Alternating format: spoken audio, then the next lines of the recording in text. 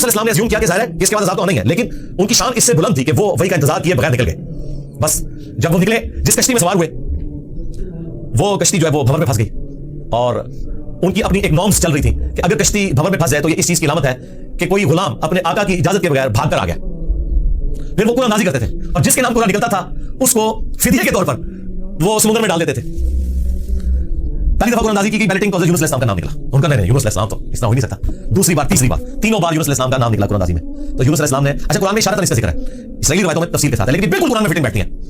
यानी आपको ये तो बताया गया कि यूनुस अलैहिस्सलाम मछली के पेट में, तो मछली के पेट में पहुंचे कैसे थे? तो मछली के पेट तक पहुंचने के लिए तो आपको दोस्त चाहिए, नीचे है मछली, इतनी बड़ी मछली है, कोई छोटी मछली के पेट में तो रह नहीं सकता बंदा। तो वो हज़रत यूनुस अलैहिस्सलाम को उन्होंने समुद्र में फेंक दिया। यूनुस अलैहिस्सलाम ने खुद ही कहा, उनको क्लिक कर गया कि ये मामला मेरे एंड में है। उन्होंने कहा मुझे फेंको तुम, मुझे समझ आ गई है, जरा फौरन क्लिक कर गया कि मामला खराब मेरे से ही हो गया।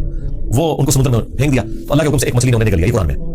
कुरान में आगे तफसील नहीं है कि कितने दिन तक, लेकिन तौरात में मिलता है कि 3 दिन और 3 रात तक वो मछली के पेट में रहे। ये वैसे पब्लिक में 40 दिन नहीं, 3 दिन है बस। वही 3 दिन, वो जो 3 दिन अजाब आने थे ना, वो 3 दिन उन्होंने मछली के पेट में गुजारे, और वो 3 दिन उनकी कौम ने जिंदगी मौत की कश्मकश में गुजारे कि अभी अजाब आया गया। ठीक है, तौबा नहीं है कि आई एम सॉरी, तौबा कबूल हो गई है ना। 3 दिन उन्होंने पी कटी है भाई जी।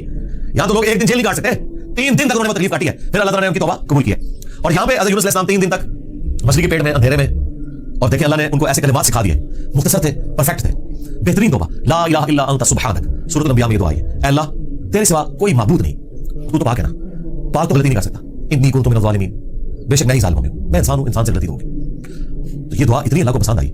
इस सूरह अस-सफ़ात में है कि यूनुस अगर मछली के पेट में हमें इन अल्फाज के साथ याद न करते तो फिर मछली के पेट से उसी दिन निकाले जाते जिस दिन मुर्दे अपनी कब्रों से निकाले जाएंगे। क़यामत के दिन तक मछली के पेट में रहते, यानी मछली का पेट उनकी कब्र बन जाती। इतना गुस्सा एक जुमले ने ठंडा कर दिया।